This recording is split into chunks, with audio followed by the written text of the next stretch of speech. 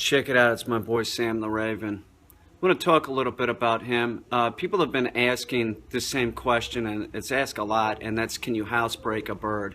No, you really can't, but what you can do is minimize it.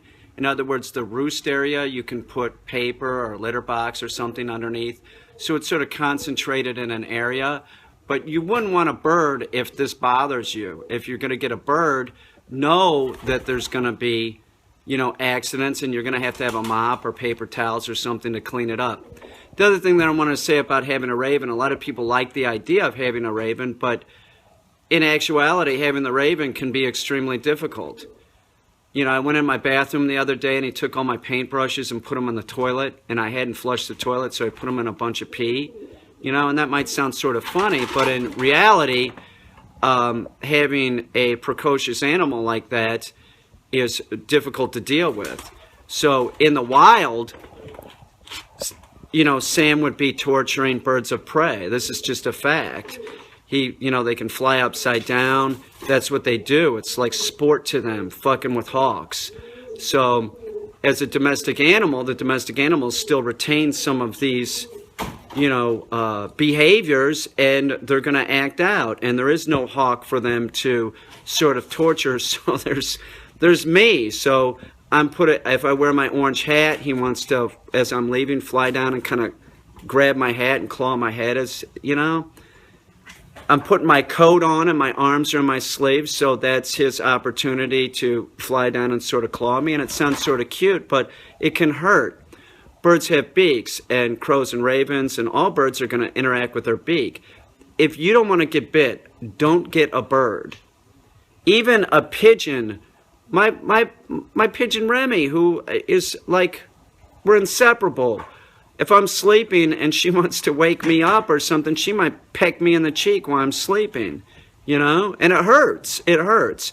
So if something like that would bother you, a bird would not be a good pet. If you're looking for a super clean animal, it's not really going to happen. It's there's things that you're going to have to, you don't want the bird living in a cage, okay? So if you're one of these people like, ow, that hurts, that bird doesn't like me or something, and then the bird's, it's not going to be a good situation. If you were going to consider a raven, a crow, a parrot, anything like that, you would want to have some experience with a finch, a pigeon, a dove. Pigeons make great pets. They have a tendency not to bite the way a parrot would or a raven.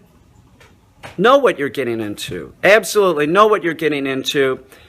Sam is not, a feathered Bart Simpson. Do you understand what I'm saying? Like when I talk about Sam and the stuff that he does, it might sound cute or something, but it's a lot. It's a lot of animal. I'm a professional. I work with animals for a living. It's sort of like easier for me to deal with this stuff. You, as the person that works at Walmart, or you're a mechanic or a lawyer or whatever you do, you're going to have to come home. You might have to, if it's a young raven, it's going to be in a cage for a period of time until it's older. But still, even an older raven could have a tendency to make a mess. If I had a roll of paper towels that were left out, Sam might take those paper towels and just, start tearing them up. Do you understand? It's not a bunny rabbit. It's not a bunny rabbit. It's not really a predator. It's a scavenger, but they are go after small animals like mice and stuff. So know that if you have other pets, the raven and crow has to be trained, and you can't just let it do whatever it wants. You have to be able to indicate a negative to the bird, okay? It's not a pet for everyone. I love him. He's a great pet for me, for the average person. If you had a child, you had a young child, you would not want to get a raven or a crow. I want to say this one more time. If you have a kid, you do not want to get a raven or a crow as a pet. They will torture the kid. They'll hurt the kid. If you had a baby, they could fly in there in the crib and start pecking the kid's head. I'm just telling you the truth. It's not a pet for everyone.